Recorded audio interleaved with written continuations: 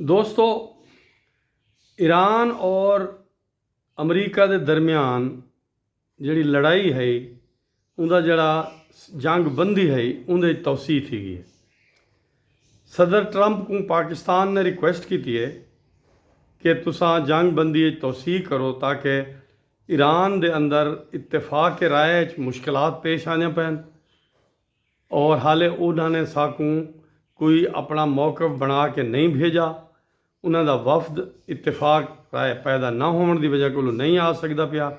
इस वास्ते कुछ भी टाइम दिता मैंने और वो प्रेजिडेंट ट्रंप ने एक्सटेंड कर दिते और डेट भी कोई मुकर्रर नहीं की थी। गैर मुअय्यना मुद्दत की सीज़ फायर को एक्सटेंड कर दिते। हुण इसका मतलब क्या है? मतलब यह है कि ईरान के अंदर या तो इत्तेफाक राय का मसला है। हार्ड लाइनर चाहते कि जंग होवे, जंग हर सूरत जंग फैसला कौन थी वे ताकि जो कट्टा कट्टी निकलने निकल आए। जेड़े मॉडरेट हो सन उन्हों का ख्याल ये हो सी शायद कि भाई ईरान का मफाद इंदे च है कि पहले बहु नुकसान थी गए, हुण अगर असा मजीद जंग करे सूँ सादा बहु नुकसान थी सी और असा जड़ा है क्या करे सूँ असा अरब ममालिक ते हमला करे सूँ अरबां का नुकसान थी सी। ओवरऑल सारे मुसलमानों का नुकसान थी सी, सारे खिते का नुकसान थी सी। इंदा फायदा इसराइल को थी सी।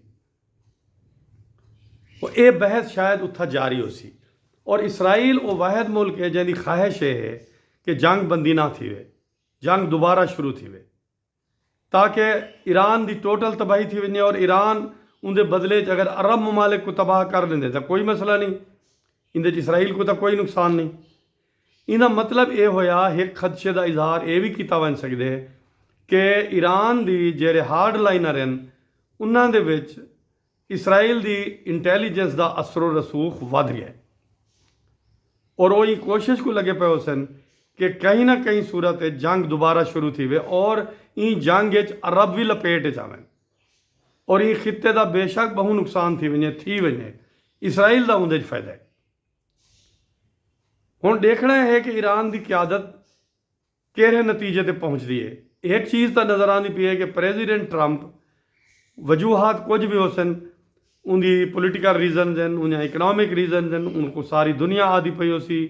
उनकी जी मागा बेस है, उनकी जी सियासी सपोर्ट है वो आदे पे सन जंग को ख़त्म करो, मगर वो जंग नहीं चाहते क्योंकि पाकिस्तान की रिक्वेस्ट उत्ते उन्हें जंग को सीज़ फायर एक्सटेंड की है और वो आवन को भी नायब सदर और उनकी टीम आवन को भी तैयार है। ईरान पिछा ते रह गया। ईरान का पिछा ते रह वजना सियासी तौर पर डिवाइड होना या उत्था बाहर के इंटैलीजेंस इदारे का असरो रसूख वधन ये बड़ी खतरनाक चीज़ है। और एक चीज़ एक बयान भी आया ईरान के बहु असरो रसूख रखने वाले दानश्वर प्रोफैसर मरंडी की तरफों कि ईरान ने अरब ममालिक को आख दिते और उत्था तो लोगों को ऐलान किया कि सारे लोग अरब चो निकल वजन। हुण अगर जंग थी सी तो अस अरब ममालिक को तबाह कर रहे सो। ईरान को यह समझना चाहिए अरबा को हिट करने नाल वो मुसलमानों के अंदर सुन्नी शिया फसाद को इतनी एक भा भड़के सन जेड़ी सारे मुसलमानों के मफाद को तबाह कर रही सी और इंदे नाल वो इसराइल के हाथ मजबूत करे सन।